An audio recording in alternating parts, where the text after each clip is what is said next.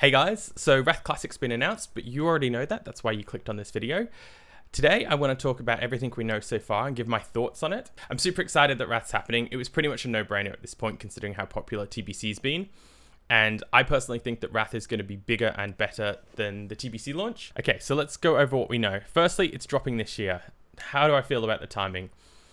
Pretty good. I think 4 to 5 months of Sunwell should be about the right amount of time, so I'd expect to see a late 2022 release. Somewhere around November, I think, would be probably the perfect time. Get everybody leveled up before everyone's going to start breaking for Christmas and stuff, I think would be the perfect time. So some things we found out this week: there will be no TBC Forever server. How do I feel about this? Personally, I think it's a good change. I think the Classic era servers didn't do too well.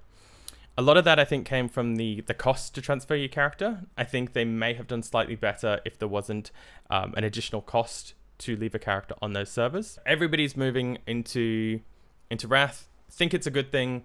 There's definitely a worry about fracturing the player base too much. So you've got people playing Classic Forever, Classic SOM, Wrath, TBC. If you want a TBC Forever server, I think it's better to leave TBC out of it, move everybody into Wrath, and not fracture the player base as much. So Death Knights in the pre-patch.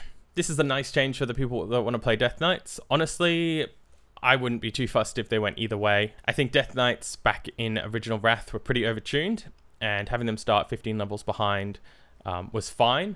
But today, where everybody is rushing and zerging all the content, you want to be there leveling with your friends, so completely understand why this happened. That being said, you don't need a level 70 to start your Death Knight. You don't even need a 55 to start your Death Knight. If you're returning to the game, you can jump on a Death Knight and start straight away. Pros of this, obviously people that just want to come back to the game, play a Death Knight, very easy for them to get started.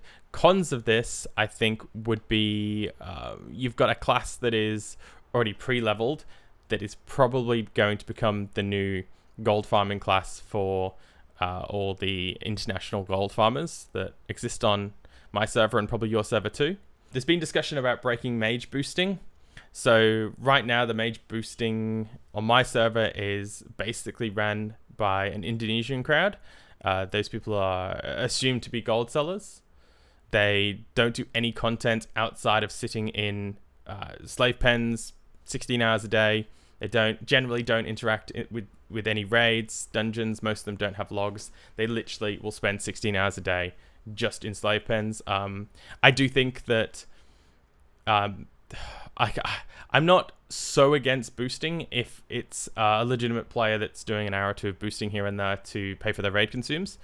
But I really dislike it when it's fueling the gold buying and selling economy, especially when the people are buying gold to pay for those boosts. The gold farmers are getting the gold back from selling boosts and then just reselling it again. Yeah, I think it's a pretty shitty system.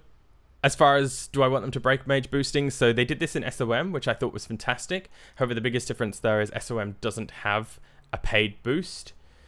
So there's pros and cons of both systems, right? You can argue that if they break mage boosting, that more people are going to purchase boosts. I've bought boosts for gold, but I have zero interest in paying real life money for it. And that's generally just because of like how easy it is to buy a boost. I understand people will probably do the same thing with the cash boost, but when you're looking at the path of least resistance, most people would probably spend the cash boost first before they start leveling a character naturally if they don't want to level. But then do you end up in a situation where you have more people leveling because they can't get a mage boost on their second character, therefore increasing the amount of people doing old dungeons and like out there in the world, making the game feel more alive? Perfect situation for me. If I had to pick, I would have no paid boost in the game, and I would also have mage and paladin boosting broken, and I say this as a paladin main. I think one of the biggest missteps of the Classic WoW management team was not breaking mage boosting early on like they did for SOM. And it just became a normal part of gameplay for so many people that really could have been fixed and would have kept people in the mindset that if they're going to level a new character, you're going to go out there and do quests. You're going to go there and not like dungeons with like appropriate level people. The thing is now it's become so normalized in the game that if you take it away, it feels like something's been subtracted. Where if they fixed it super early on, they would have just said, "Hey, this is an unintended mechanic. This is way too OP. We're going to fix it nice and early." People wouldn't have got used to that as a normal behavior. So definitely on the fence with them removing that. While a paid boost exists, they're obviously never going to go back on the boost. It's, you know, their main moneymaker, I think, for Classic at this point. So yeah, that's my thoughts on that one. So the biggest controversial opinion right now is the Dungeon Finder discussion that's going on. Personally, I'm very happy about this. I enjoy setting up my own groups. I enjoy having control over who I invite. You know, like, do we have no plate DPS? Cool, let's try and find a plate. You know, do we have too many physical, too many range, whatever it may be. The other big thing for me is being in a guild with 50 odd active raiders and plenty of casuals. We generally always have people around that want to run dungeons. If they add Dungeon Finder into the game and those people like logging on for the first dungeon of the day, they log in, they don't even ask in guild chat, they just auto queue, boom, dungeon done. We play together less, and those social, like the social fabric of the guild, I think gets diminished. So personally, I'm a much bigger fan of like people logging in, and this happens just about every day in my guild. Yo, who wants to do X, Y, Z? Who wants to do the heroic daily? Yo, I need a hand with this. Someone's throwing the hand up. Yep, cool, let's go do it. And it keeps the guild nice and meshed and friendly. I really enjoy that. I think that if you're one of these players that right now are a super advocate like for this and like it makes life easy and everything, find yourself a good guild. If you're trying to play the game solo, personally, I think you're playing it wrong. WoW is so much more fun when you have friends and you have like-minded people to play with that enjoy doing the dungeons.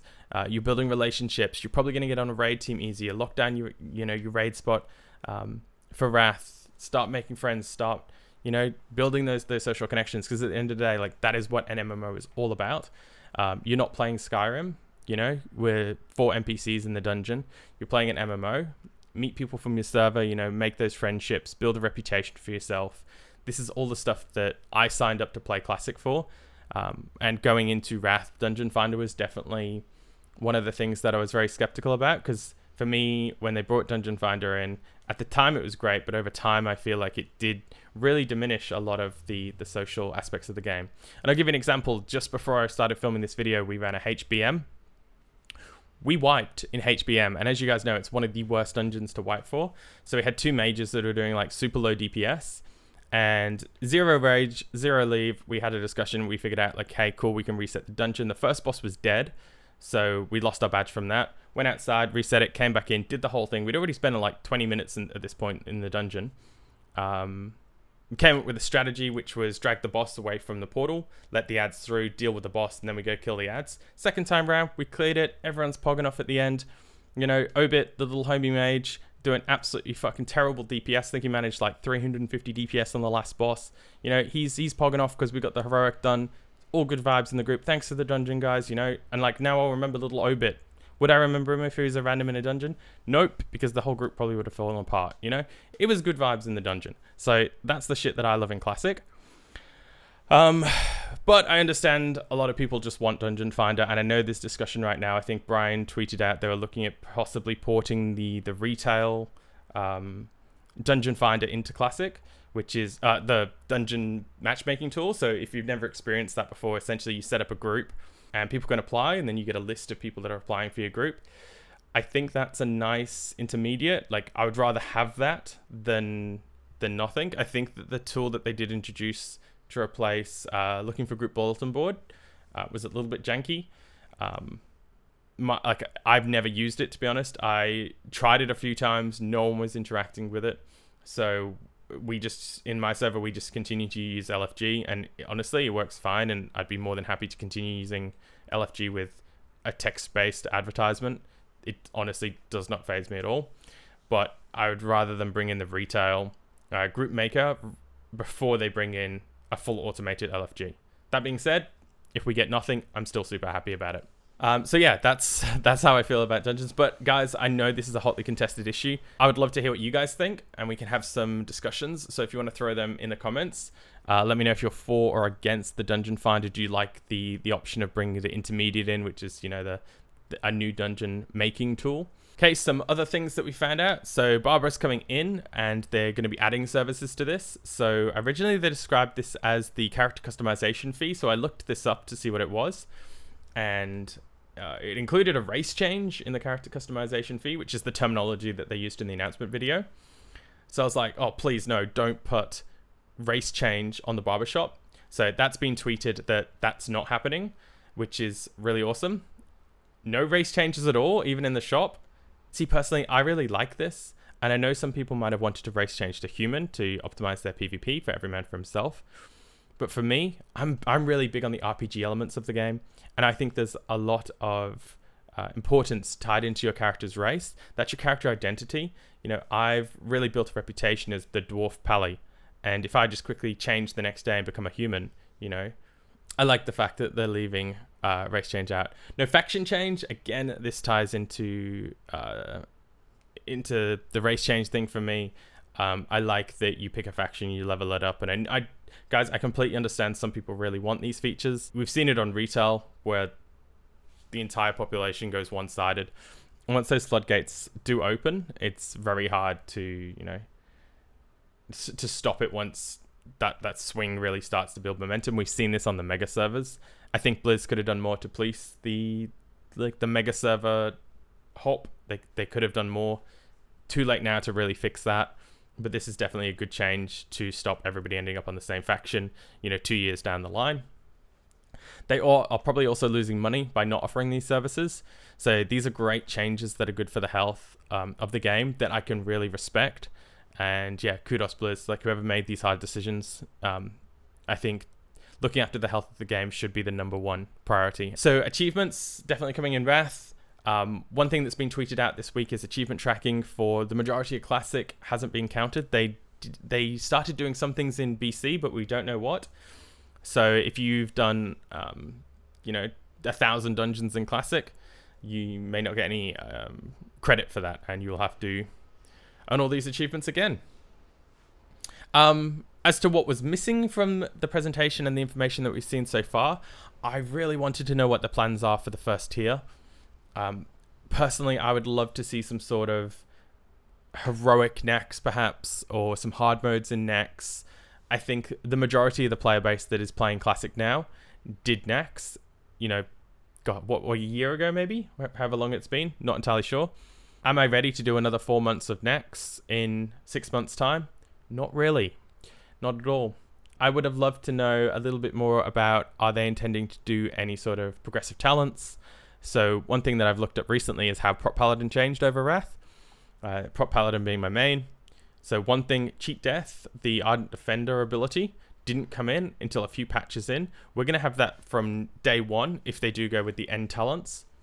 And the pushback when I've suggested this to guildies has been like, oh no, because then we'll end up with the super overtuned Death Knights in phase 1, which I don't think needs to happen. I definitely think a little bit more work perhaps, but I definitely think that they could manage talents and class tuning a little bit throughout the expansion. In Classic, we saw it a lot, like Molten Core just getting absolutely destroyed. When you go through and you look at the original 1.0 talent trees for Classic, you see how much of the strength of the classes came from the talents. Yeah, so I did a video how Prop Paladin changed over TBC, and I can't remember everything that was in that video now, but we got a lot stronger. I think we got like 16% better stam scaling over the course of BC. We had all those talents from day one, so that made Prop Paladins quite a formidable tank from the get-go. And personally, I would rather play these dungeons with weaker versions of the characters, and as we move through the patches, then reintroduce some of the talent changes to kind of build up our power slightly and not give us these final versions of the talent trees from day one. I understand some things were bug changes, etc., but like the situation I'm talking about with the change to how Ardent Defender interacts, being the cheat death type ability, it would have been super awesome for them to bring that in Death 1 and from day one. I'll probably do a full video on this, and I'll probably do a little bit of digging to see if I can find any other OP talents that weren't there for phase 1. But definitely doing things like Undying and Immortal in Nax with a tank that has a cheat death that wasn't originally intended to be there at that phase in the game, going to feel pretty strong. But all in all, super excited. We've got many more years of content creation coming for Classic WoW. Some worlds on the horizon too in Classic TBC. So really happy to get to share this adventure with you guys. Probably, should I tell you what my plans are? So I think for Wrath, I'm going to play all the tanks. I want to do Death Knight, Druid tank. I've recently started playing Druid tank and I absolutely love it. Warrior tank and Pally tank. So I want to make guides on all classes. I want to make generalized tank guides as well. So right now we're working on the 0 to hero guide for Prop Paladin TBC because I know a whole bunch of people leveling Paladins, starting to hit those Karas and ZAs on their alts. For supporting me the whole way through TBC. It's been so good doing this with you. And I can't wait to do this over the next 2 years with you all. All right, catch you in the next one, guys. Thanks for watching.